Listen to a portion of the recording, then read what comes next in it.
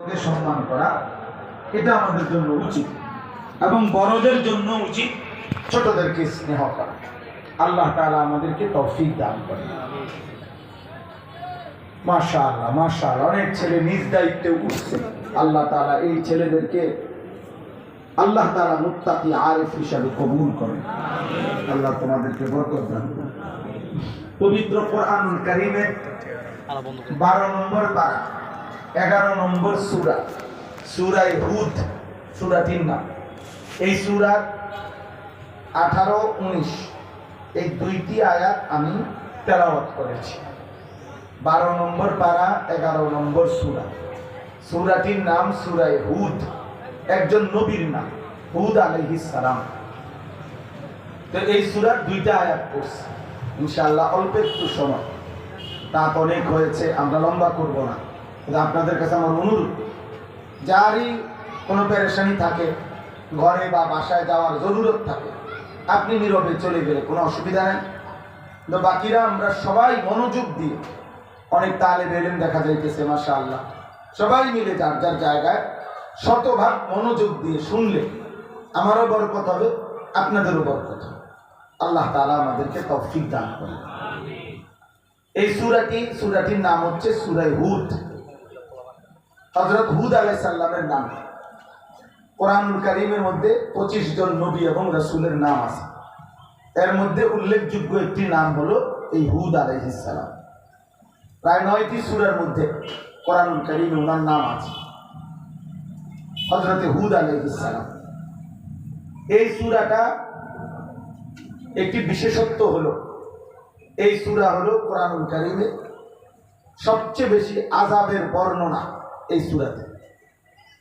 এই 11 নম্বর এই সূরাটি আল্লাহ তাআলা এই পৃথিবীতে পূর্ববর্তী নবীর উম্মতদের মধ্যে 5 জন নবীর উম্মত এমন ছিল যারা কুফর, শিরিক এবং পাপ, আল্লাহর নাফরমানিতে সর্বোচ্চ সীমা লঙ্ঘন করেছিল। ফলে আল্লাহ তাআলা তাদেরকে চূড়ান্তভাবে আযাব দিয়ে পুরা জাতি, ছোট বড়, নারী পুরুষ, আবাল বৃদ্ধ বনিতা, কোলের বাচ্চা, পেটের বাচ্চা সব একসাথে ধ্বংস করে দিয়েছে। পুরা জাতি, পুরা কওম শেষ করে দিয়েছে। এরকম জাতি হলো মোট 5টা জাতি, 5 জন নবীর কওম, যাদেরকে পুরা জাতিকে আল্লাহ তাআলা আযাব দিয়ে ধ্বংস করে দিয়েছে। এই 5 জন নবীর কওম এবং তাদের আযাবের বর্ণনা সবচেয়ে বিস্তারিতভাবে, লম্বা করে, পূর্ণাঙ্গভাবে আল্লাহ তাআলা এই সূরা হুদের মধ্যে উল্লেখ করেছে। এজন্য কোরআনুল কারীমের মধ্যে সবচেয়ে বিস্তারিত দীর্ঘ আযাবের বর্ণনা আছে এই সূরা। কোন সূরা? সূরা হুদ। এই 5 জন নবীর নাম কি?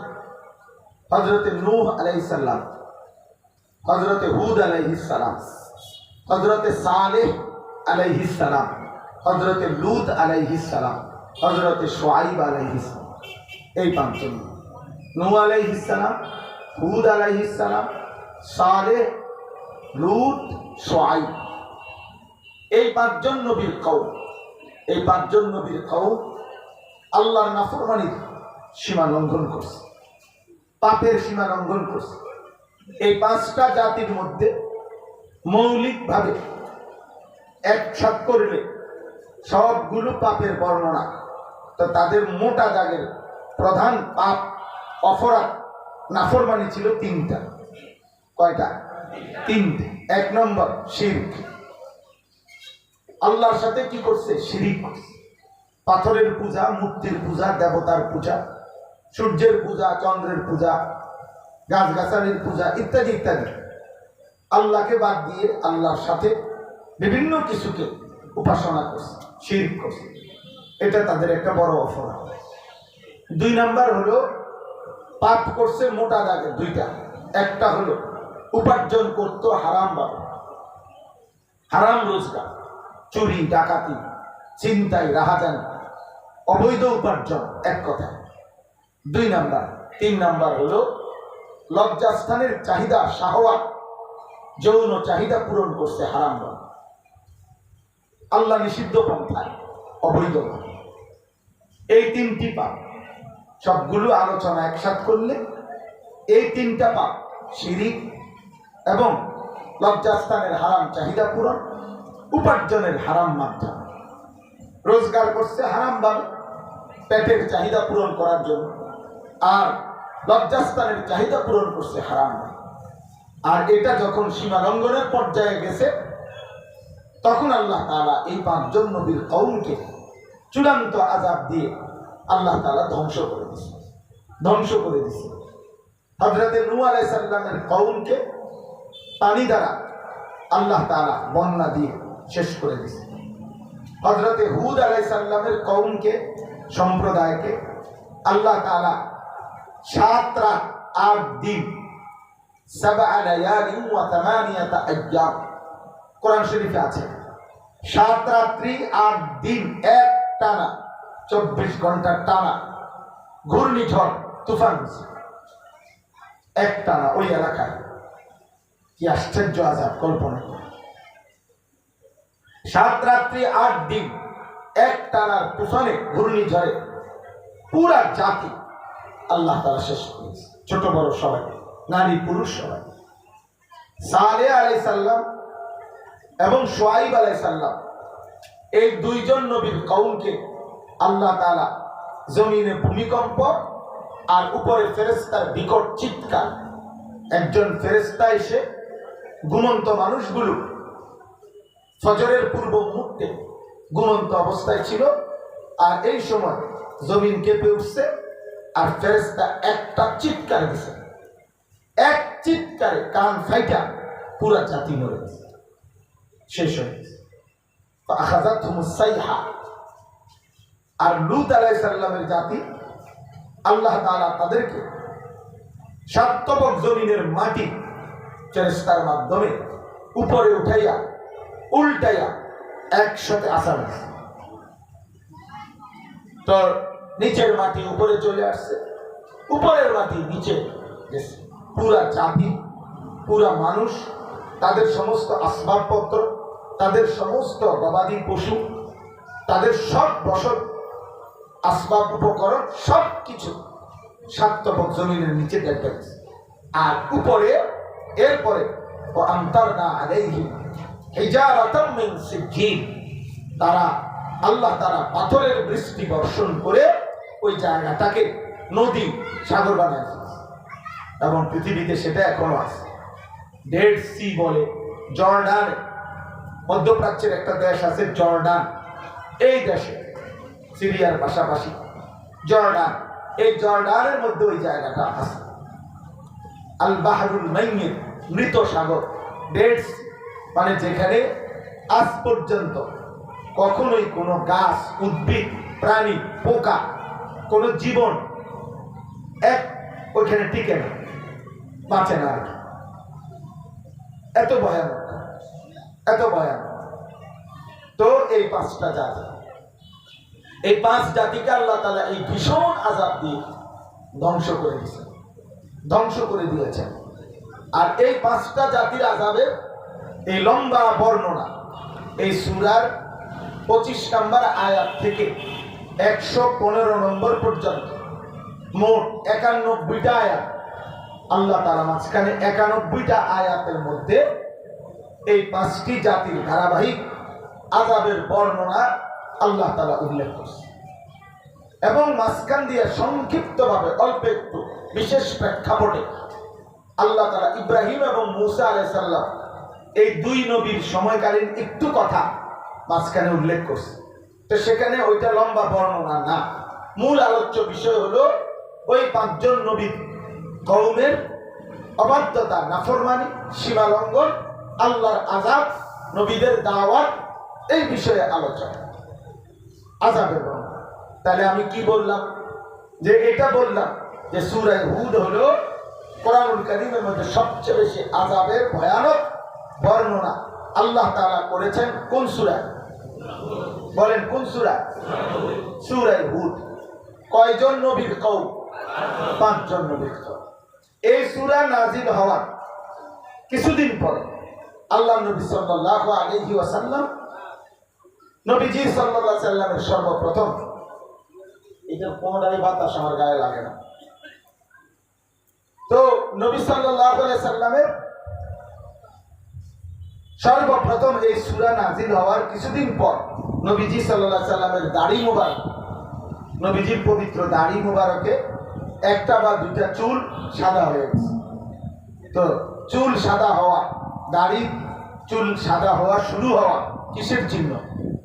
বৃদ্ধের চিহ্ন, বয়সের কি চিহ্ন নাকি? সর্বপ্রথম চুল দাড়ি সাদা হয়েছে কার? ইব্রাহিম আলাইহিস সালাম। তাফসীরে ইবনে কাসিরের মধ্যে আছে, আল্লাহ তাআলা যে বলছেন কোরআনে, ইব্রাহিম আলাইহিস সালামকে আল্লাহ তাআলা অসংখ্য পরীক্ষা করছে। ওয়া ইযিবতালা ইব্রাহিমা রাব্বুহু বিকালিমাতিন ফাআতাম্মাহুন্না। আল্লাহ তাআলা ইব্রাহিম আলাইহিস সালামকে বহু পরীক্ষা করেছেন। এই পরীক্ষা তাফসীরের মধ্যে আছে, কেউ বলেছেন কোন বর্ণনা 30টা, কোন বর্ণনা আছে 70টা। ইব্রাহিম আলাইহিস সালামের জীবনে আল্লাহ তাআলা পরীক্ষা দিয়েছেন। এর মধ্যে একটা পরীক্ষা এটা যে সর্বপ্রথম আদম আলাইহিস সালাম থেকে নিয়ে ইব্রাহিম আলাইহিস সালামের আগ পর্যন্ত এর পূর্বের সমস্ত মানুষ বয়স যত লম্বাই ছিল, লম্বা হায়াত পাওয়া সত্ত্বেও চুল দাড়ি কোনোদিনও সাদা হতো না।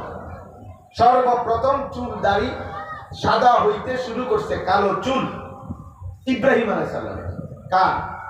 আউয়ালু মান শাবা ইব্রাহিম, ইব্রাহিম আলাইহিস সালাম।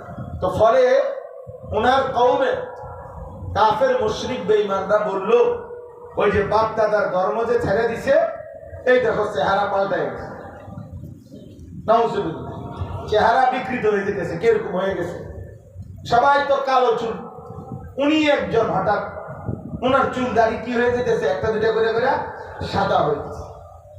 তাফসীরের মধ্যে আছে ইব্রাহিম আলাইহিস সালাম সর্বপ্রথম আল্লাহকে জিজ্ঞেস করছে তখন, ইয়া রাব্বি মা হাদিহি শাইবা, আমার এই সাদা অবস্থা এটা কেন, এরকম হচ্ছে কেন?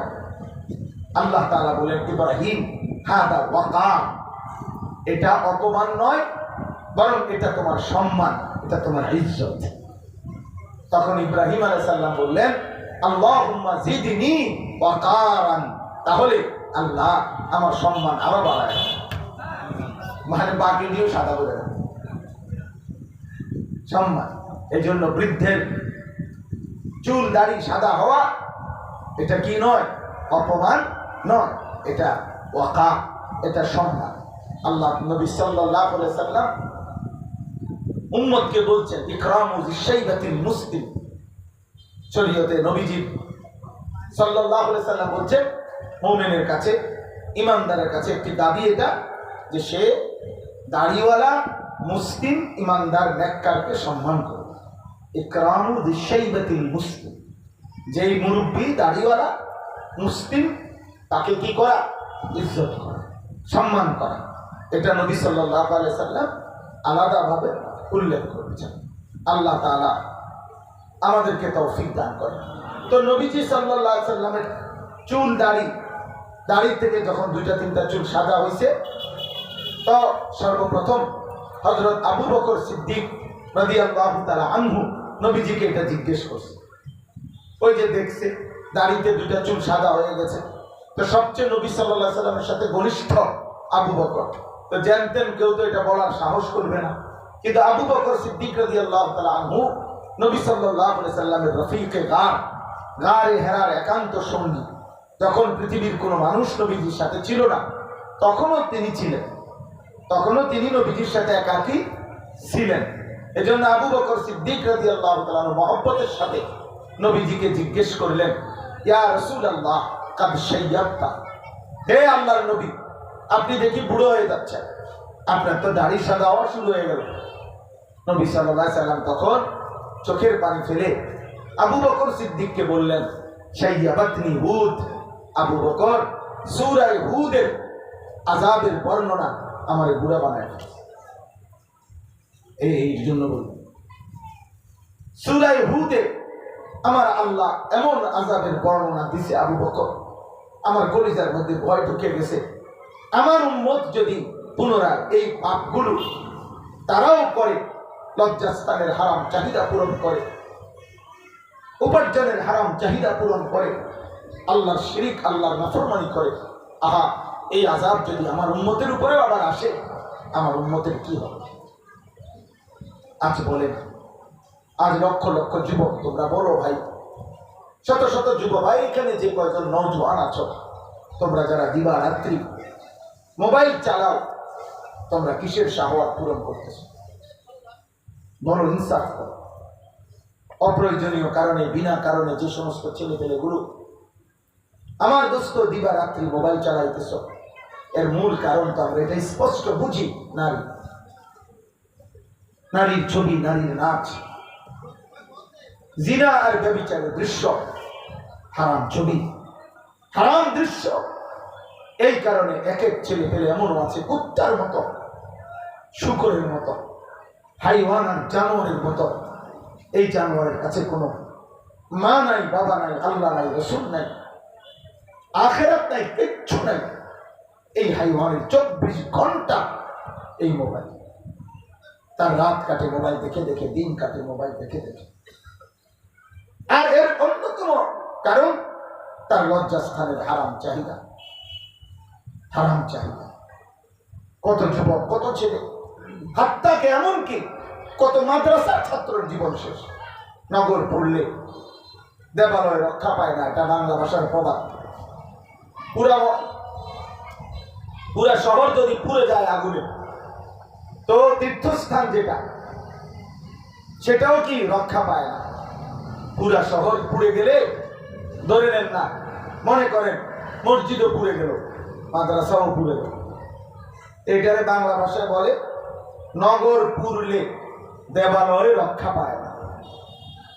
বাংলা ভাষার প্রবাদ। গুনাহ যখন সাইলাম, তখন আমার অসংখ্য টুপি পাঞ্জাবিওয়ালা সন্তানও এই গুনার মধ্যে ডুবে যাচ্ছে, ডুবে যাচ্ছে।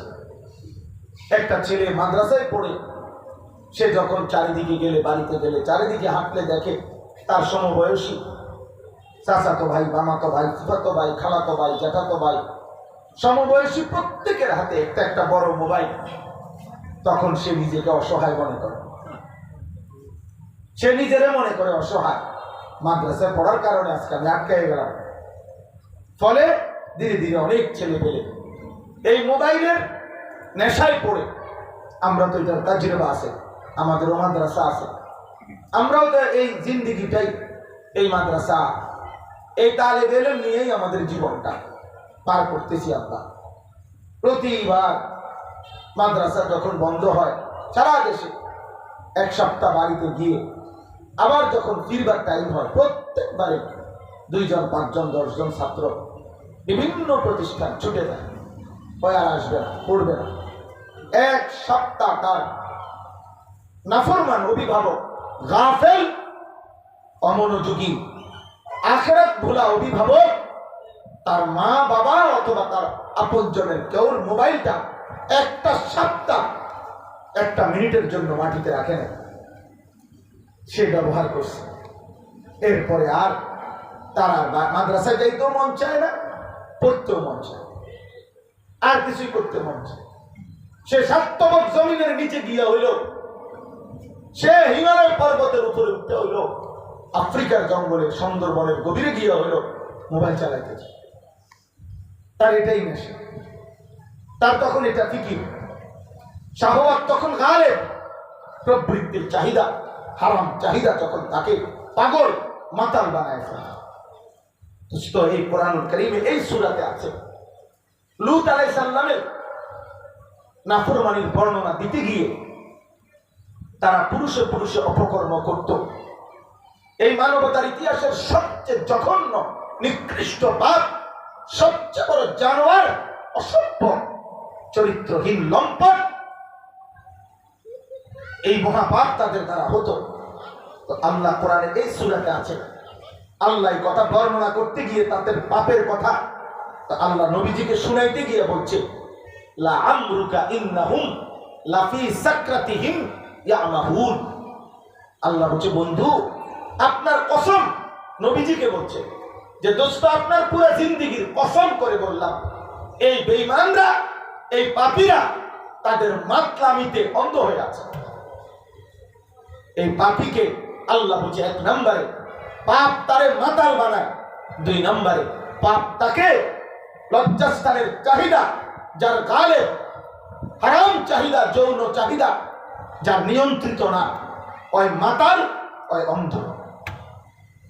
লাফি সাকরাতিহিম ইয়ামাহুন। নবীজিকে আল্লাহ বলছে, বন্ধু আপনার কসম, এই বেঈমান, এই নাফরমান তার মাতলামিতে অন্ধ হয়ে আছে, অন্ধ হয়ে আছে, অন্ধ হয়ে আছে। এই জন্য দোস্ত আমার, বন্ধু আমার, কিশোর নওজোয়ান, একদিন তোমাকে থামতেই হবে। তোমার হায়াত তোমার থামাই দিবে, তোমার বয়স্ক হায়াত তোমার একদিন থামাই দিবে, তোমার মৃত্যু তোমারে থামাই দিবে, তোমার অসুস্থতা তোমারে থামাই দিবে, তোমার আর্থিক সংকট একদিন তোমারে থামাই দিবে, একদিন তোমার রোগ ব্যাধি তোমারে থামাই দিবে, থামাই দিবে।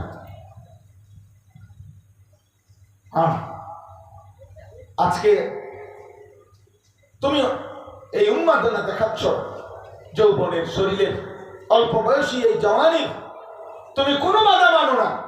রাত নাই দিন নাই, নারী ছবি, জিনা, ব্যভিচার, অস্থির দৃশ্য, মোবাইলের উলঙ্গপনা, হায় নাফরমান, এমন মাতাল হয়ে গেল, এমন অন্ধ হয়ে গেল। কোরআন এখানে আছে, নূহ আলাইহিস সালামের কওমের আযাবের পুরা বর্ণনা দিয়া, পাপের বর্ণনা দিয়ে আল্লাহ তাআলা খুলাসা শেষ বললেন, বন্ধু এদেরকে কেন শেষ করে দিলাম? আল্লাহ বলেন, ইন্নাহুম কানু কওমান আমিন। এরা ছিল অন্ধ, গুনাহ করে অন্ধ বানায় দিছে। আল্লাহ নাফরমানি এদেরকে অন্ধ বানায় দিছে, পাপ এদেরকে অন্ধ বানায় দিছে, হারাম চাহিদা তাদেরকে অন্ধ বানায় দিছে, অন্ধ বানায় দিছে। আল্লাহ তাআলা কোরআনুল কারীমের মধ্যে বলছে, ওয়াত্তাবা হাওয়াহু ফামাতালুহু কামাতালিল কালব। সূরা আরাফের মধ্যে আছে, আল্লাহ বলে মনের চাহিদার যে অনুসরণ করে, হালাল হারাম মানে না, আল্লাহর বিধান রাসূলের বিধান মানে না, পাক নাফাক যার কাছে নাই, যার মনের চাহিদা শাহওয়াত এটাই যার জিন্দেগি। আল্লাহ কোরআনে আল্লাহ বলছে, ফামাতালুহু কামাতালিল কালব, তার দৃষ্টান্ত, তার উদাহরণ কুত্তার মতো। ওর জিন্দেগি কুত্তার জিন্দেগি, কুত্তার জীবন, কুত্তার জীবন, কুত্তার জীবন, কুত্তার জিন্দেগি। ওই জিন্দেগি কুত্তার জিন্দেগি, নারী আসক্ত জিন্দেগি কুত্তার জিন্দেগি, মদে আসক্ত জিন্দেগি কুত্তার জিন্দেগি, হারামে আসক্ত জিন্দেগি কুত্তার জিন্দেগি, সেজদাবিহীন জিন্দেগি কুত্তার জিন্দেগি, আল্লাহ ভোলা জীবন কুকুরের জীবন, ইবাদত ভোলা জীবন কুকুরের জীবন বেটা, সেজদাবিহীন জীবন কুত্তার জীবন বেটা, কুত্তার জীবন বেটা, অথবা তার চাইতে নিকৃষ্ট বেটা, বালহুম আবার। কোরআনে আল্লাহ বলছে, হয় জানোয়ার আর নয়তো জানোয়ারের চাইতে নিকৃষ্ট। আর সবচেয়ে ভয়ানক কথা হলো, জানোয়ারের চাইতে নিকৃষ্ট কোনো নমুনা নাই। অর্থাৎ জানোয়ারের চাইতে নিকৃষ্ট বলার পরে এবার আর নমুনার বলার মতো কিছু নেই। কিসের সাথে তুলনা দিবে? এবার আর কিছু নেই। এই জন্য নাফরমান, তার কোনো নমুনাই নাই পৃথিবীতে, পাপীর কোনো দৃষ্টান্ত নাই, পাপীর কোনো নমুনা নাই। আমরা বড় পেরেশানি নিয়ে বয়ান করি ভাই দোস্ত, সত্য কথা, হৃদয়ে অস্থিরতা নিয়ে বয়ান করি। ফালাউলা কানা মিনাল কুরুনি মিন ক্বাবলিকুম উলু বাকিয়াতিন ইয়ানহাউনা আনিল ফাসাদি ফিল আরদ। এই সূরা হুদের 91টি আয়াতে আযাবের বর্ণনা দিয়ে আল্লাহ তাআলা বলছেন, বন্ধু এই পাপ করতে করতে কখন আমি আযাব দিছি, নবীজিকে আল্লাহ শুনাইছে। দোস্ত বিশ্বাস করেন, শেষ পর্যন্ত পরিস্থিতি এভাবে দাঁড়াইছে যে অল্প কয়টা উলু বাকিয়া, অল্প কয়জন মানুষও আর ওই জাতিতে বাকি ছিল না। অল্প কয়টা মানুষও যদি পাইতাম যারা আমার এই নাফরমান বান্দাদেরকে গুনাহ থেকে ফিরাইতেছে, চেষ্টা করতেছে সংশোধনের, ইসলাহের, এটাও যখন আর পাইলাম না, খোদার কসম আল্লাহ বলে, দোস্ত আমি আর ওই জাতি রাখলাম না, শেষ করে দিচ্ছি। ওমা এটা কি ঘর? এই ঘরের বাপ, এই বেটা বাইচা আছে, তার ছেলে তার মেয়ে খোদা 365 দিনে একদিনও ফজরের নামাজ পড়ে না, এই নাফরমান পরিবার কেমনে বাইচা আছে? কয়দিন টিকবেন? কয়দিন টিকবেন? আল্লাহকে এত নারাজ করে কয়দিন টিকবেন বলেন? হ্যাঁ, বাপে বাপের সুবিধা মতো টেলিভিশন চায়, ফুতে ফুতের সুবিধার মতো মোবাইলে উলঙ্গ ছবি চায়, বেডি বেডির সুবিধা মতো বেফর্দা, জিয়ে জিয়ের সুবিধা মতো হারাম প্রেম করতেছে, বা যাদের সুবিধা যার মিলাই নিতেছে। হ্যাঁ, বুড়া বিড়ি খায়, বুড়াও সাদরে বইয়ে টেলিভিশনে নর্তকীর নাচ দেখে। বুড়া মানুষ 60 বছর 70 বছর, শরীরে কোনো টেম্পার নাই, কোনো দরকারও নাই। এই বুড়া মিয়া আর কিন্তু বেডিসা কেন বলে? 60 বছরের বুড়া মিয়া কি দেখে? হারাম তারে, গুনাহ তারে ছাড়তে দেয় না, নাফরমানি তারে ছাড়তে দেয় না, শয়তান তারে ছাড়তে দেয়, ইবলিস তারে ছাড়তে দেয়। 70 বছর এখনো সুদ খায়, 60 বছর এখনো গালি দেয়, এখনো নাজায়েজ ছবি দেখে, এখনো হারাম কিস্তির সাথে সম্পৃক্ত। নাউযুবিল্লাহ। আল্লাহ চিন্তার সময় হয় নাই? কবরের কথা মনে পড়ে নাই? এত কারো জানাজা পড়েন নাই আপনি? আমরা কিতাবে পড়ছি মৌত কি ইয়াদ, শেখুল হাদিস হযরত মাওলানা জাকারিয়া রাহমাতুল্লাহর কিতাব। ওই কিতাবের মধ্যে আছে এক বুজুর্গ তার খাদেম একসাথে দাঁড়াইয়া আছে রাস্তায়, তো সামনে দিয়ে লাশ যাইতেছে, জানাজার লাশ। তো ওই খাদেম নিজে নিজে বলতেছিল, আহারে কার জানি লাশ, কার জানি লাশ যায়। ওই কিতাবে লিখছে ওই বুজুর্গ তখন চোখের পানি ফেলে বলছে, হয় তোর লাশ নয় আমার লাশ। কার লাশ যায় কি আবার? কল্পনা কর নিজের লাশ, কল্পনা করো নিজের মৃত্যু, কল্পনা করো নিজের মৃত্যু। কারণ এই লাশ এরই পরবর্তী পরিণতি, এরই পরবর্তী নমুনা তো আমি নাকি। একটা কিতাব আছে রিসালাতুল মুস্তারশিদিন, আরবি, শেখ আব্দুল ফাত্তাহ আবু গুদ্দা রাহিমাহুল্লাহ এই কিতাব লিখছেন। সারা পৃথিবী বিখ্যাত আলেম দ্বীন তিনি, শেখ আব্দুল ফাত্তাহ আবু গুদ্দা, আমাদের বর্তমান জাতীয় মসজিদের খতিব, আমাদের জাতির গর্ব অহংকার, আমাদের জাতির শ্রেষ্ঠ ধন। সারা পৃথিবী যাকে চিনে, যারা ইলমকে কদর করে, আমাদের সেই জাতীয় খতিব আল্লামা আব্দুল মালিক হাফিজাহুল্লাহ, যার ছাত্র ওই শেখ আব্দুল ফাত্তাহ আবু গুদ্দা রাহমাতুল্লাহ শাগরিদ, আরবের বিখ্যাত আলেম ছিলেন তিনি। ওনার ওই কিতাবের শুরুতে আছে একটা লাইন আছে, কিতাবের প্রথম পৃষ্ঠায়, খালি একটা পৃষ্ঠার কোণায় শুধু একটা কথা লেখা আছে, যে হযরত ওমর রাদিয়াল্লাহু তাআলা আনহু প্রতিদিন বলতেন একবার, কুল্লা ইয়াউমিন ইউকালু মাতা ফুলান মাতা ফুলান ওয়ালা বুদ্দা মিন ইয়াউমিন ইউকালু মাতা ওমর। পৃথিবীবাসী শোনো, প্রতিদিন এলান হয় আজ অমুকের মৃত্যু হলো, অমুকের মৃত্যু হলো, কিন্তু বিশ্বাস করো দুনিয়াবাসী, একদিন নিশ্চিত এই ঘোষণা হবে আজ ওমরের মৃত্যু হলো, আজ ওমরের মৃত্যু, এই ঘোষণা হবে, এই ঘোষণা হবে। আমার বন্ধু, আমার ভাই, রাত গভীরে আমি শুধু ভাবাইতে চাই, হৃদয় নাড়া দাও, বিবেক নাড়া। আলাম ইয়ানি লিল্লাযীনা আমানু আন তাখশা কুলুবুহুম লিযিকরিল্লাহ। আল্লাহ বলে, ঈমানদার মুমিন, আজ এতদিন হলো আমাকে ভুলে রইলা কেমনে বাবা? আমি আল্লাহর শরণ, আমার জিকির, আমার কোরআন একটু ধরবার, একটু পড়বার, একটু মানবার, একটু বুঝবার, আমার নাম জবানে উচ্চারণ করা, আমাকে একটা সেজদা দেওয়ার, আমার কালেমা একটু উচ্চারণ করার সময়, তোমার মনটা নরম হওয়ার, কলিজাটা নরম হওয়ার সময় আজও হয়নি? 365 দিনে যে কোনো দিন ফজরের নামাজ পড়লা না আব্বা, তুমি আর কোনোদিন পড়তে না। তুমি কি জানো নবী সাল্লাল্লাহু আলাইহি ওয়াসাল্লাম স্পষ্ট বলছে যে না আমার যে উম্মত ফজরের নামাজ পড়ে না, খোদার কসমে কোরআন হাতে বললাম, বুখারীর হাদিস, মুসলিম শরীফের হাদিস, নবীজি বলছেন আমার উম্মতের যারা মুনাফিক তাদের জন্য এশার নামাজ এবং ফজরের নামাজ পড়া কঠিন। ইন্না আসকালা সালাতিন আলাল মুনাফিকিন সালাতুল ইশা ওয়া সালাতুল ফজর। আসকাল, নবীজি বলছেন আমার উম্মতের মুনাফিকদের জন্য সবচেয়ে কঠিন হলো দুইটি নামাজ জামাতে আদায় করা, এশার নামাজ এবং ফজরের নামাজ। ফজরের নামাজ যে পড়ে না নবীর জবানে সে মুনাফিক।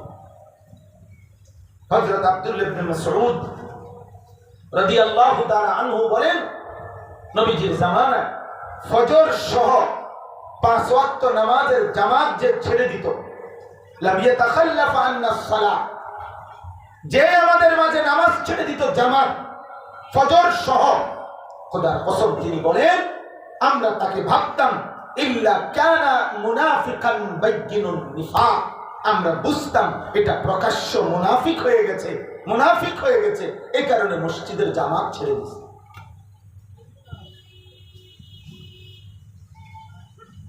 তাহলে কোন মুসলমান পরিচয় দেওয়ার পরেও মসজিদের নামাজের জামাত ছেড়ে দেওয়া, এটা কিসের প্রমাণ? বলেন না কিসের প্রমাণ? প্রকাশ্য মুনাফিক। প্রকাশ্য কি মুনাফিক? বাইয়িনুন নিফাক, অর্থ কি? বাইয়িন, প্রকাশ্য মুনাফিক। হযরত আব্দুল্লাহ ইবনে ওমর রাদিয়াল্লাহু তাআলা আনহুমা বলেন, আব্দুল্লাহ ইবনে ওমর বিখ্যাত সাহাবী, ওমরের ছেলে, তিনি বলেন কুন্না ইযা ফাকাদনা আর-রাজুলা ফি সালাতি সুবহ ওয়াল ইশা আসানা বিহি যান।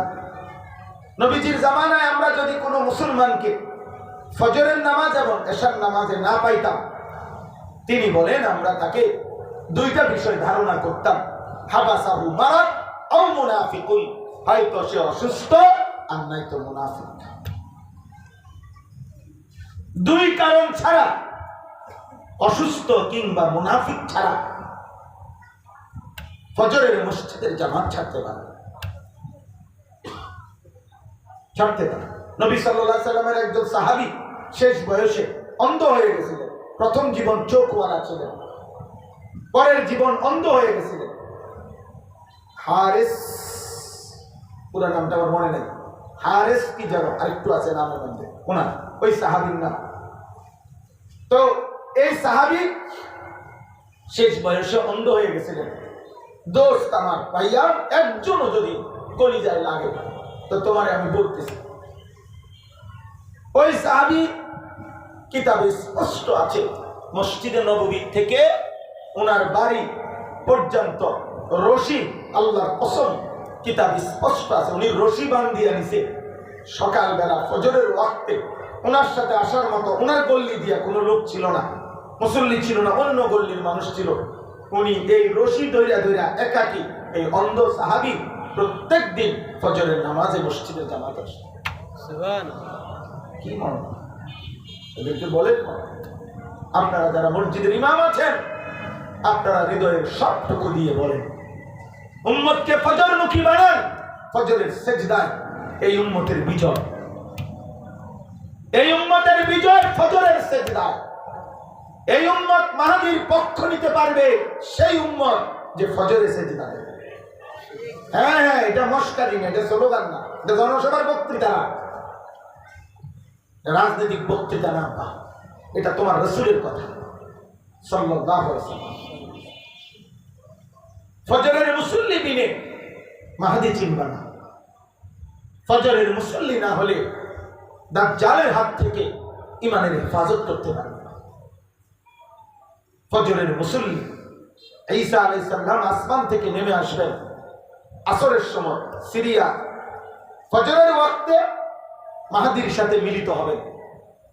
ফজরের নামাজ পড়ে মাহদী এবং ঈসা ফজরের ইমানদার মুজাহিদকে সাথে নিয়ে দাজ্জাল এবং ইহুদি বেঈমানদের বিরুদ্ধে শেষ যুদ্ধ শুরু করবেন এবং সেই যুদ্ধে দাজ্জাল নিহত হবে, ইহুদি শেষ কুত্তাটাও নিহত হবে। ইমানদারের হাতে আসরের পূর্বেই বিশ্বময় ইমানের পতাকা উড়বে ইনশাআল্লাহ। এ তোমার রাসূলের ভবিষ্যৎবাণী। আমরা সারা বাংলাদেশে আলহামদুলিল্লাহ ফজর ক্যাম্পেইনের কাজ করি। আজ থেকে 8 বছর আগে আমার শাইখ আল্লামা মুফতি মুশতাকুর নবী কাসিমি হাফিজাহুল্লাহ হযরত আমার এই জিম্মাদারি দিয়েছিলেন যে মাওলানা, হযরত বলছিলেন আমরা একবার এক জায়গায় মাহফিলে গেছিলাম, ওই সময় তো শীতের রাত্র কনকনে ঠান্ডা, তো মাহফিলে যে জেলায় যাচ্ছি ফজরের ওয়াক্ত হয়েছে পথে, এই পথে ফজর পড়ার জন্য আমরা একটা সুন্দর বিশাল বড় মসজিদে ঢুকছিলাম। খুব সুন্দর মসজিদটা মনে আছে আমার, আমি এমনি নাম বলতেছি না, ইচ্ছা করে কোথায় মসজিদ কোনখানে এখনো হয়তো যেতে দেখি এটা। তো ওই ফজরে ঢুইকা আমরা দেখছি এত সুন্দর এত বড় মসজিদ, এই মসজিদে ইমাম সাহেব একজন আর একজন মুসল্লি, একজন অল্প বয়সী ছেলে, এই শুধু মুসল্লি আর একটা লোক নাই।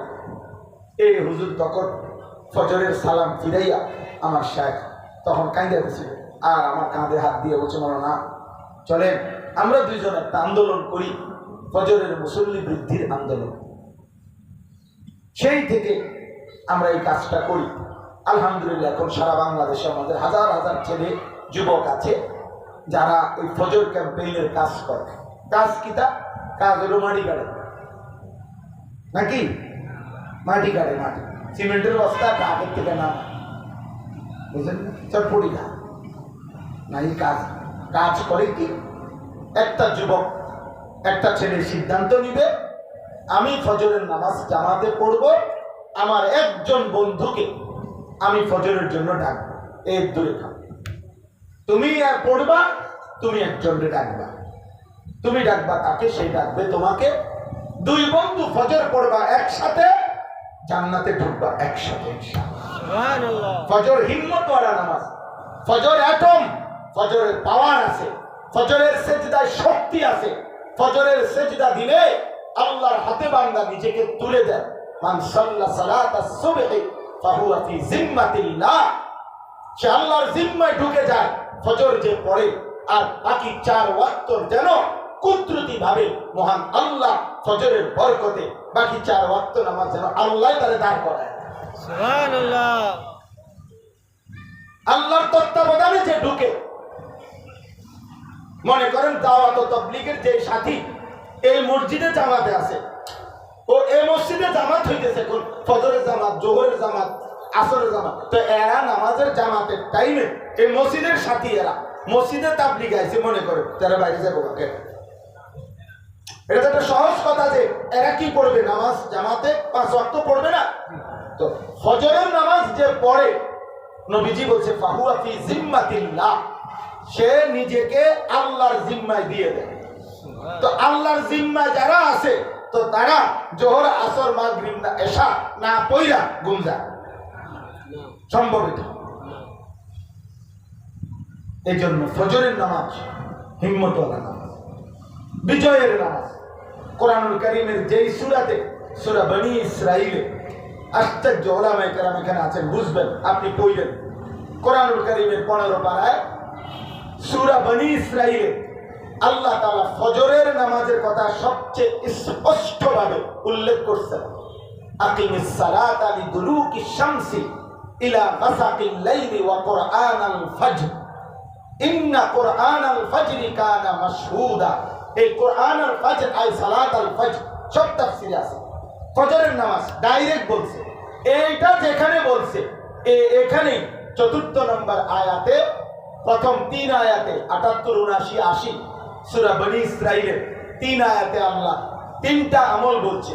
ফজর সহ 5 ওয়াক্ত নামাজ পড়ুন, নবীকে বলছে আপনার অনুসারীদেরকে নিয়ে। রাত্রিবেলা তাহাজ্জুদ পড়ুন, 3 বেশি বেশি দোয়া করুন। এই 3টা বলে ফজরের আলোচনা করে এরপরে 4 নম্বর আয়াতেই কোরআনে আছে ওয়াকুল জাআল হাক্কু ওয়া যাহাকাল বাতিল, 81 নম্বর আয়াতে। তার মানে ফজরের মুসল্লি হবেন ইনশাআল্লাহ, হকের বিজয় দেখবেন, সুবহানাল্লাহ। তাহাজ্জুদের সিজদা দিবেন, চোখের পানি ফেলবেন, ইনশাআল্লাহ আসমান থেকে গায়েবী মদদ আসে। গাজী সালাউদ্দিন আইয়ুবী রাহমাতুল্লাহর জীবনী আপনারা পড়লেন, যারা সুযোগ হয় মনোযোগ দিয়ে, ওনার বই আছে মাকতাবাতুল ফুরকান, একটা প্রকাশনা আছে বাংলা বাজারে, ওই প্রকাশনা থেকে বাংলাতে সালাউদ্দিন আইয়ুবী রাহমাতুল্লাহর জীবনীর উপরে খুব সুন্দর বই আছে, আরো আছে, আপনি পড়বেন, ওই আপনি পাবেন, ওনার জীবনীতে আছে। উনি এই পৃথিবীতে খ্রিস্টানদের বিরুদ্ধে, কাফেরদের বিরুদ্ধে মসজিদে আকসা, যে জন্য আজকে ফিলিস্তিনের লাখো মানুষের রক্ত ঝরছে, এই বাইতুল মুকাদ্দাস মসজিদ উদ্ধার করা, মসজিদে আকসা বাইতুল মুকাদ্দাসকে রক্ষা করা, পুনরুদ্ধার করার জন্য সবচেয়ে বেশি যুদ্ধ করছে যারা, তন্মধ্যে গাজী সালাউদ্দিন আইয়ুবী হলেন অন্যতম ব্যক্তি, এবং যিনি শেষ পর্যন্ত মসজিদে আকসা উদ্ধার করছেন। এবং হযরত ওমর রাদিয়াল্লাহু তাআলার জামানার পরে তিনি পূর্ণাঙ্গভাবে মসজিদে আকসা দখল করছেন, মুসলমানদের জন্য অধিকারে আনছেন। এই জন্য উনি ক্রুসেডের যুদ্ধ, খ্রিস্টান বাহিনীর বিরুদ্ধে সবচেয়ে বেশি বার যুদ্ধ করতে হয়েছে উনাকে, গাজী সালাউদ্দিন আইয়ুবী। ওই উনার জীবনীর মধ্যে আমি নিজে পড়ছি, ওনার জীবনের সবচেয়ে বড় পুঁজি ছিল প্রত্যেকবারে যুদ্ধের পূর্ব রাত্রে, যেই সকালবেলা খ্রিস্টানদের সাথে যুদ্ধ হবে, ক্রুসেডের যুদ্ধ, এই প্রত্যেক যুদ্ধের মূল সূক্ষ্ম কারণ ছিল এটা, প্রতি যুদ্ধে উনি বিজয় লাভ করছেন খ্রিস্টান বাহিনীর বিরুদ্ধে। আগের রাত্রে সারা রাত্র তিনি তাহাজ্জুদের সেজদায় চোখের পানি ফেলে, রাত গভীরের সেজদার পানি, সকালবেলা আল্লাহ তাআলা বিজয়ের বৃষ্টি হয়ে, রহমের বৃষ্টি দিয়ে, আল্লাহ তাআলা তার বিজয় দিয়ে গাজী সালাউদ্দিন আইয়ুবীকে বারবার বিজয় দান করছে। গভীর রাতের চোখের পানি ছাড়া, ফজরের সেজদা ছাড়া ইমানের বিজয় আসে। দুই তিনটা স্লোগান সবাই মারতে পারে ভাইয়া, হ্যাঁ স্লোগান মানুষ সহজ, বুঝলেন? ইসলামের শত্রুরা হুঁশিয়ার, সাবধান, এরকম স্লোগান দিয়ে যদি শত্রু জিগায় হেঁটে রে আব্বা কারাইয়া মতো না বইয়া মতো, হ্যাঁ সে যদি জিজ্ঞাসা করে আব্বা পেশাব করে পানি লওনি, ঢিলা কুলুক টয়লেট পেপার ব্যবহার করনি, 5 ওয়াক্ত নামাজের সেজদা দাওনি, তো তুমি একটা সেজদাও দাও না, 24 ঘন্টায় একটা ওয়াক্ত নামাজও পড়ো না, তুমি হয়ে গেল ইসলামের বন্ধু কেমনে? বলেন না, ইসলামের বন্ধু কেমনে? বেনামাজি ইসলামের বন্ধু, সুদখোর ইসলামের বন্ধু, ঘুষখোর ইসলামের বন্ধু, হারামখোর ইসলামের বন্ধু, নারী ছবি দেখে অভ্যস্ত নাফরমান ইসলামের বন্ধু। স্লোগান দেওয়ার বিজয় আনা এক কথা, এক কথা। সাহাবায়ে কেরাম, আপনারা কল্পনা করেন তো, ছেলেরা ভাই তোমরা ভাবো তো, যে মনে করেন 1 লক্ষ সাহাবী ধরেন, তো 1 লক্ষ সাহাবীর মধ্যে কোরআনুল কারীম তেলাওয়াত করতেন প্রতি শতে কয়জন? কথা বলেন না কেন? প্রতি লাখে কয়জন? প্রতি হাজারে কয়জন? তো 5 ওয়াক্ত নামাজ ফজরের জামাত সহ সাহাবায়ে কেরাম যদি হয় 1 লাখ, তা আপনার কি মনে হয় যে ফজরের নামাজ জামাতে পড়তেন কয় পার্সেন্ট? 50%, 80%। তাহলে 100 জনে কয়জন? 200 জনে কয়জন? 1000 জনে কয়জন? তা আমাদের বুঝছেন না? এই জন্য ইহুদিদের কিতাবে ভবিষ্যৎবাণী আছে, আল্লাযীনা ইয়ানতাসিরুনা আলাইনা, আল্লাযীনা ইয়ানতাসিরুনা আলাইনা। ইহুদিদের ভবিষ্যৎবাণী হলো মুসলমানদের ওই দল আমাদের বিরুদ্ধে চূড়ান্ত বিজয় লাভ করবে। আল্লাযীনা কানু ফি সালাতিল ফজরি কা সালাতিল জুমআ। মুসলমানদের যেই জামাত ফজরে ওই পরিমাণ, জুমার নামাজের যেই পরিমাণ। মুসলমানদের যেই জামাত ফজর আর জুমা যখন বরাবর করবে, সেদিন ওই বাহিনী দিয়ে পৃথিবীময় ঈমান ইসলামের চূড়ান্ত বিজয়। আমাদের এশা আর জুম্মা আর ফজর বরাবর, বলেন না কেন? অর্ধেক, মানে জুমার মুসল্লির অর্ধেক ফজরে, 4 ভাগের 1 ভাগ, 10 ভাগের 1 ভাগ, আমাদের বিজয় অনেক দূর, এখনো বহুদূর, এখনো বহুদূর, এখনো বহুদূর, এখনো বহুদূর। আল্লাহ হেফাজত করে।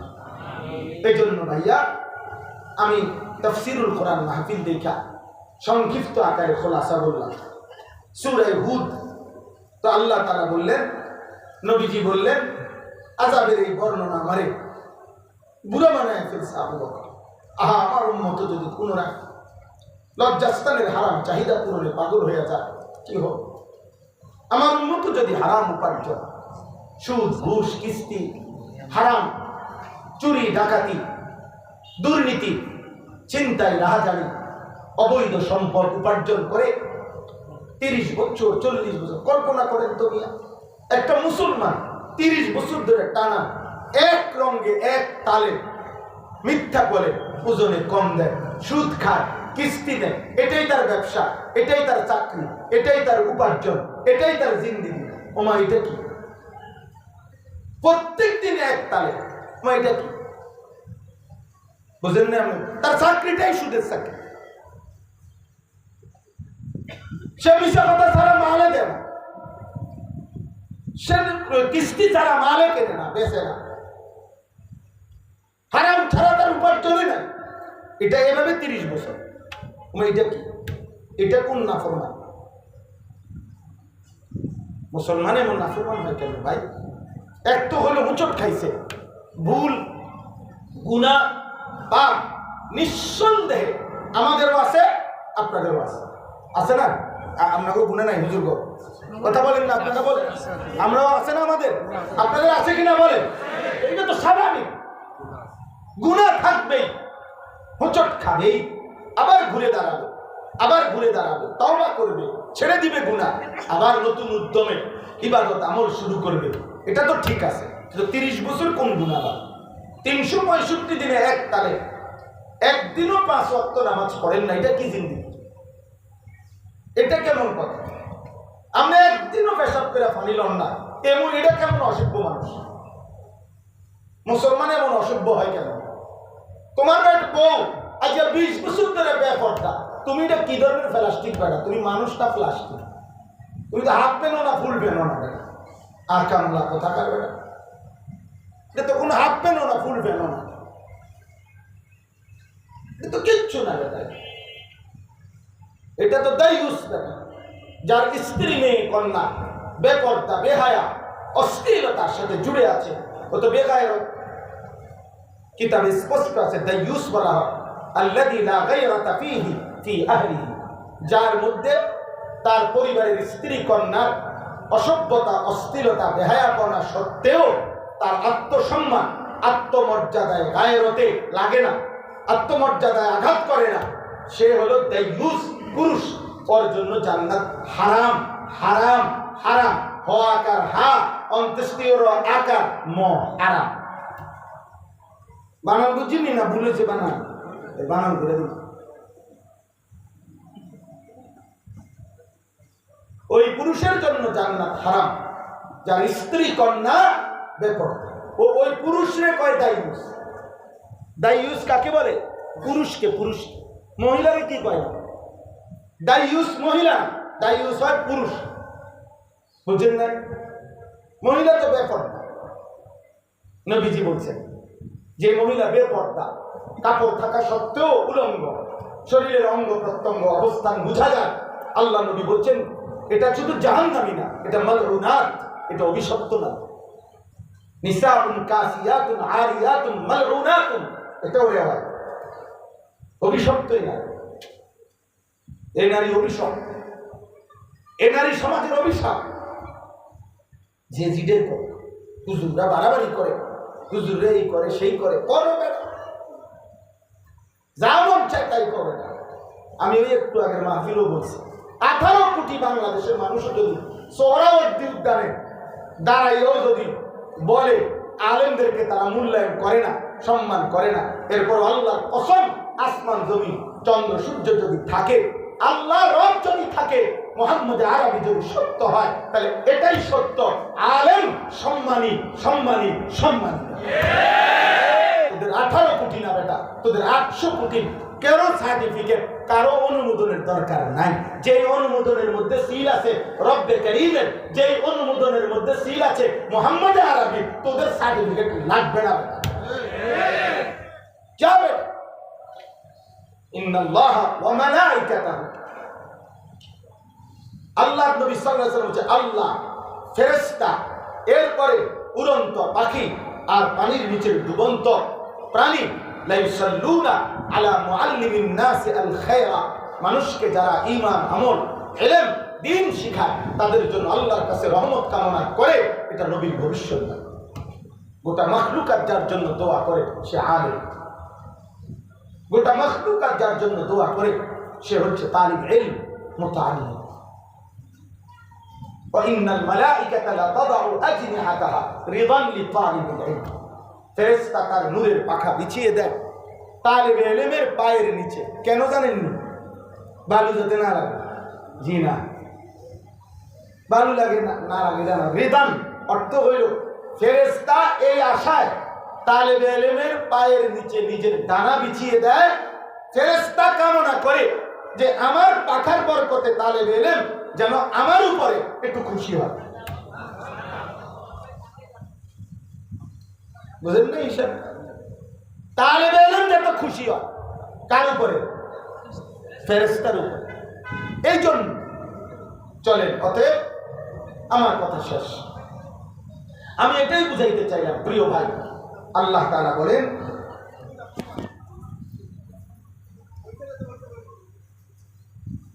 জি, অতএব আমি এটাই বললাম যে আমরা এই সূরা হুদের সংক্ষিপ্ত কথাটা আমরা বুঝছি কিনা বলেন।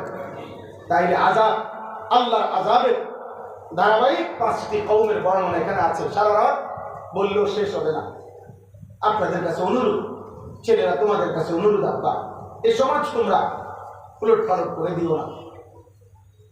তোমরা যাদের বয়স 20 বছর 25 বছর, তোমাদের আগে স্বাভাবিকভাবে, স্বাভাবিক হিসাব যেটা, আমরা কবরে চলে যাব। তোমরা আমাদের পরে আল্লাহ হায়াত দিক, তোমাদেরকে আমরা দোয়া করি। তোমরা তোমাদের আগামীর পৃথিবীতে, তোমরা তোমাদের নিজের পৃথিবী, নিজের জমিন অনিরাপদ বানায় না। গুনাহ, পাপ, অস্থিরতা, বেহায়াপনা তোমাদের আগামী পৃথিবীর ভবিষ্যৎ অনিরাপদ করবে। আখিরাত তো পরে, দুনিয়াটাই কষ্ট ফেলে দিবে, আযাবে ফেলে দিবে। তালিবে ইলম মাদ্রাসার অনেক ছাত্র আছে, বিশেষ করে আমার কওমি মাদ্রাসার কোনো সন্তান যদি আসো, যারা তোমাদের কাছে ভাইয়া আমি বলি, এই পৃথিবীর সবাই ছেড়ে দিন, আমরা তালিবে ইলম, আমরা দারুল উলুম দেওবন্দের সন্তান, আমরা আসলাফ ও আকাবিরের রুহানি সন্তান। আমাদের চারিদিকে সবাই যে যেভাবে ব্যস্ত হোক, আমরা ইলম, কোরআন এবং সুন্নাহ ছাড়ব না, এই নিয়ত করো ইনশাআল্লাহ। তালিবে ইলম নিয়ত করো ইনশাআল্লাহ। হিম্মত করো, হিম্মত হিম্মত করো। আমি অন্যকে ছোট করতে বলি নাই, আমার উদ্দেশ্য হলো আমি পড়ছি কওমি মাদ্রাসার জন্য পড়ছি, মানে আমি অন্যের জন্য, অন্যটা আপনার টানে বইল অসুবিধা নেই, কাউকে হেও করছি না। আমি আমার সন্তানদেরকে বলবো, আমার ভূতেরে আমি আলাদা বলার অধিকার রাখি। কথা বলেন না কেন? আমার সন্তানকে আমি আলাদা বলার অধিকার রাখি না? আমার ছোট ভাইকে আমি আলাদা বলার কি রাখি? অধিকার। এই জন্য বলি, এই জন্য আমার মাদ্রাসা ছাত্র করে আমি সবসময় এটা বলি যে আব্বা, ইব্রাহিম আলাইহিস সালাম সেদিন একা কল্পনা করেন, বাপ মা, বাদশাহ, জনগণ, শাসক, উজির, নাজির সকলে যখন মূর্তি পূজক চারিদিকে, এর মাঝখানে দাঁড়াইয়া একজন মাত্র ব্যক্তি একা দাঁড়াইয়া কইতেছে লা ইলাহা ইল্লাল্লাহ। এটা কি? अगरचे बुत है जमात की आस्तीनों में, मुझे है हुक्म खुदा ला इलाहा इल्लल्लाह। পুরা জাতির হাতে মূর্তি, সেখানে মাঝখানে দাঁড়িয়ে ইব্রাহিম বলে উঠছে, আমি বলবো লা ইলাহা ইল্লাল্লাহ ইল্লাল্লাহ। আল্লাহ আমাদেরকে, আমাদের তালিব ইলমদেরকে এমন ঈমান দান করুন।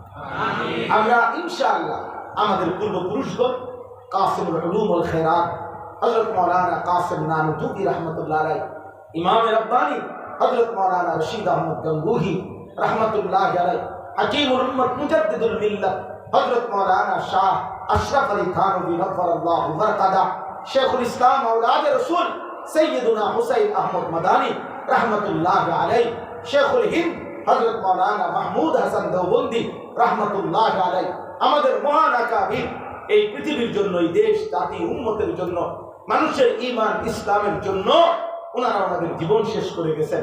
আমরাও ইনশাআল্লাহ তাদম হায়াত, মৃত্যু পর্যন্ত, নিঃশ্বাসের শেষটুকু পর্যন্ত আমরাও ইনশাআল্লাহ এই মেহনতেই জীবন কাটাবো ইনশাআল্লাহ। তোমরা কেউ রাজি না হলে আমি একলা আছি, একাই করে আমার শায়েখ আল্লামা মুফতি মুশতাকুর নবী সাহেব, এটা হুজুরের একটা কথা, হুজুরের মাঝে মাঝে জোশ উঠলে, আবেগ হইলে তখন বলে, আপনারা কেউ আল্লাহর জিকির যদি নাও করেন, আমি মুশতাকুর নবী আল্লাহর জিকির করেই যাবো। হুজুরের তাল উঠলে হুজুরের দেখো জোশ দশ বলে, আমি একাই আল্লাহর জিকির করি। আমি কমপক্ষে 35 বছর ধরে, 34 থেকে 35 বছর ধরে ওনার সাথে আমার সম্পর্ক। আজকে না হয়তো 15 বছর ধরে একটানা আমি ওনার এই বেরোই দেখছি যে আমার চোখে দেখা এই মানুষটা মসজিদের জামা ছাড়ছে এমন খুব কম।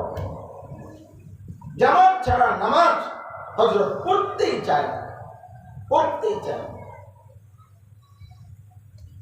অথচ সারাটা বছর পথে পথে পথে পথে কাটে, সফরে সফরে জীবন। আল্লাহ আমাদেরকে তৌফিক দান করে। শেষ কথা, আয়াতের তর্জমা বলছি। আল্লাহ বলে, ওমান আযলামু মিম্মান ইফতারা আলাল্লাহি কাযিবা, তার চাইতে বড় জালেম আর কে, যে আল্লাহর উপরে মিথ্যা অপবাদ আরোপ করে। সে সবচেয়ে বড় কি জালেম। আল্লাহর উপরে কি করে বলেন, আরেকটু বলেন, এই 5 মিনিট তর্জমা শুনেন। কি করে? মিথ্যা অপবাদ আরোপ করে। আল্লাহর উপরে মিথ্যা অপবাদ আরোপ করে কেমনে? 3 বার। তাওহীদ লা ইলাহা ইল্লাল্লাহকে যে কোনো ভাবে যে প্রত্যাখ্যান করে, সে আল্লাহর উপরে মিথ্যা অপবাদ আরোপ। 2, রাসূলুল্লাহ সাল্লাল্লাহু আলাইহি সাল্লামের 23 বছরের নবুয়তের জিন্দেগি সামগ্রিক সকল বিষয় যে কোনো ভাবে সুন্নাত, নবীর তরিকা, নবীর কওল ফি'ল আমল, এটাকে যে কোনো ভাবে যে প্রত্যাখ্যান করে, সে আল্লাহর উপরে মিথ্যা অপবাদ আরোপ করে। কোরআনুল কারীমের 30 পারা বক্তব্যকে, আল্লাহর কথাকে, কোরআনকে যে কোনো ভাবে যে প্রত্যাখ্যান করে, সে আল্লাহর উপরে মিথ্যা অপবাদ আরোপ। বুঝছেন? তাওহীদকে প্রত্যাখ্যান করলে কার উপরে অপবাদ? রাসূলুল্লাহ সাল্লাল্লাহু আলাইহি সাল্লামের যে কোনো বিষয়কে প্রত্যাখ্যান করলে কার উপরে অপবাদ? কোরআনুল কারীমের যে কোনো বিষয়কে প্রত্যাখ্যান করলে কার উপরে অপবাদ? আল্লাহ। আল্লাহ বলেন, উলাইকা ইউরা, এটা ব্যাখ্যা করলে আরো অনেক ব্যাখ্যা, বাকি আমি সংক্ষেপে বললাম। উলাইকা ইউরাদুনা আলা রাব্বিহিম, এই জালেমদেরকে, এই পাপীদেরকে কিয়ামতের দিন আল্লাহর সামনে পেশ করা হবে। ওয়া ইয়াকুলুল আশহাদ হাউলাইল্লাযীনা কাযাবু আলা রাব্বিহিম, আল্লাহর পক্ষ থেকে সাক্ষীগণ তখন তাদের বিরুদ্ধে সাক্ষ্য দিবে একে একে এবং বলবে, আল্লাহ, এরাই সেই নাফরমান যারা দুনিয়ায় থাকাকালীন আপনি রবের উপরে মিথ্যা অপবাদ দিয়েছে, আপনার কথাকে প্রত্যাখ্যান করেছে। আল্লাহ তখন বলবে, আলা লানাতুল্লাহি আলা যালিমিন, জালেম তোর উপরে আল্লাহর লানত, নাফরমান তোর উপরে আল্লাহর লানত। তুই আমার তাওহীদকে প্রত্যাখ্যান করলি কেন? তুই আমার রাসূলকে প্রত্যাখ্যান করলি কেন? তুই আমার কোরআনকে প্রত্যাখ্যান করলি? সাক্ষ্য, সাক্ষীরা সাক্ষী দেবার পরে বল, সাক্ষী দিবে 5টা। সাক্ষী দিবে কয়টা? বলেন না কয়টা? 1 নাম্বার, ডান কাদের বাম কাদের ফেরেশতা তাদের জবান দিয়া সাক্ষী দিবে আমাদের বিরুদ্ধে। 2, আমলনামা, ওই যে আমলনামা যেটা ওনারা লিখছে, ফাইল, বুঝেন নাই? এইটা কয়টা হলো? 3, আমাদের দেহের অঙ্গ প্রত্যঙ্গ, প্রত্যেক অঙ্গ আমাদের বিরুদ্ধে কি দিবে? 4, পায়ের নিচের জমি, ইয়াউমা ইদিন তুহাদ্দিসু আখবার। 5, স্বয়ং আল্লাহ নিজে, অহুয়াস সামিউ অহুয়াল বাসীর অহুয়াল খবীর, আল্লাহ নিজে শুনছে, আল্লাহ নিজে দেখছে, আল্লাহ নিজে খবর রাখছে। রাখছেন? কথা কয় না? আলা লানাতুল্লাহি আলা যালিমিন। আল্লাহ বলেন জালেম, পাপী, নাফরমান, অবাধ্য তোর উপরে আল্লাহর লানত। আল্লাযীনা ইয়াসুদ্দুনা আন সাবিলিল্লাহ। আল্লাহ বলেন এই জালেম, ওই জালেমের উপরে আমি আল্লাহর লানত, যারা নিজে তো পাপ করছে আমার বান্দাদেরকেও আমার পথে চলতে বাধা প্রদান করেছে। এই জন্য যুবক, বয়স্ক বাপ সবাই বলি, আপনার কথা আপনার আচরণ দ্বারা যেন এমন না হয় যে কোনো আল্লাহর বান্দা আল্লাহর পথে আসতে চাইছিল, আপনি তারে বাধা দিচ্ছেন। হে বেটায় কইছিল একবার চলো আই নামাজ পড়ো, এই দেহেরে বেটকে দিছে।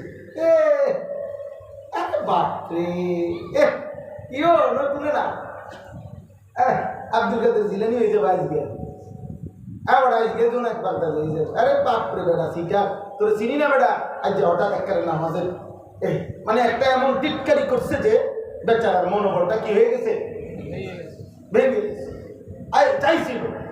চাইছিল কিন্তু তারে আল্লাহর পথ থেকে সরায় গেছে। এই যত বন্ধু নামের শয়তান, সহপাঠী নামের শয়তান, সহকর্মী নামের শয়তান, যারা গুনার কাজে, মনে রাখবেন আমি এটা গুসা করে বলতেছি, তাফসীরে আছে কুল্লু মুতামাররিদিন ফাহুয়া শাইতান। প্রত্যেক ওই ব্যক্তি যে মানুষকে গুনার দিকে টেনে নেয় সে শয়তান। মূল শয়তান যেটা, সে কি করে মানুষকে গুনার দিকে কি করে। এই জন্য তাফসীরে আছে স্পষ্ট, প্রত্যেক ওই ব্যক্তি যে অন্যকে গুনার দিকে টেনে নিয়ে যায় সে কি শয়তান। শয়তান এই জন্য গুনার দিকে যে নেয়, নারী দেখায়, ছবি দেখায়, বন্ধু হইয়া একজন আরেকজনের গুনার সহযোগিতা করে, এ মূলত কি বন্ধু না, এ শয়তান। এ মূলত কি বুঝেন না? মানে মোবাইল একজনের এমবি ঢুকে দিছে আরেকজনের, এটা দুনো দোস্ত অস্থির ছবি দেয়। মোটরসাইকেল একজনের তেল ঢুকে দিছে আরেকজনের, দোনো সিটারে এখন গড়ে বেড়ে দিয়েছেন। বুঝছেন নি আপনার কথা? টাকা একজনের, বুদ্ধি আরেকজন, দোনো বাটফারে মিললে এখন সিটার মধ্যে, বুঝছে? এই যে এরকম আল্লাহ তাআলা বলেন তাদের উপরে লানত। এবং যারা আমার দিন, আমার শরীয়ত, আমার বিধান, আমার কোরআন, আমার রাসূলের জিন্দেগি, উলামায়ে কেরাম, আমার দ্বীনের শিআর, এমন কোনো কিছুর মধ্যে দোষ ত্রুটি বক্রতা ইচ্ছা করে তালাশ করে, আল্লাহ বলে তাদের উপরে লানত লানত লানত। আহুম বিল আখিরাতি হুম কাফিরুন।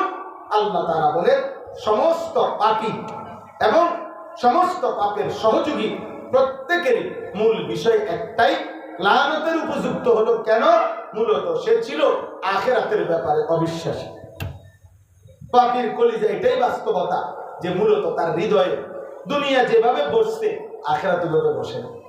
আখিরাত যদি হৃদয়ে বসতো মজবুত ভাবে, তো সে সুদ খাইত না, সে ঘুষ খাইত না, সে বেনামাজি হতো না, সে নারী দেখতো না, সে চুরি করতো না, সে হারাম করতো না। মূল কথা হলো কি, তার কলিজার মধ্যে আখিরাত কি বসে, আখিরাত বসে। আল্লাহ আমাদেরকে মাফ করে দেন।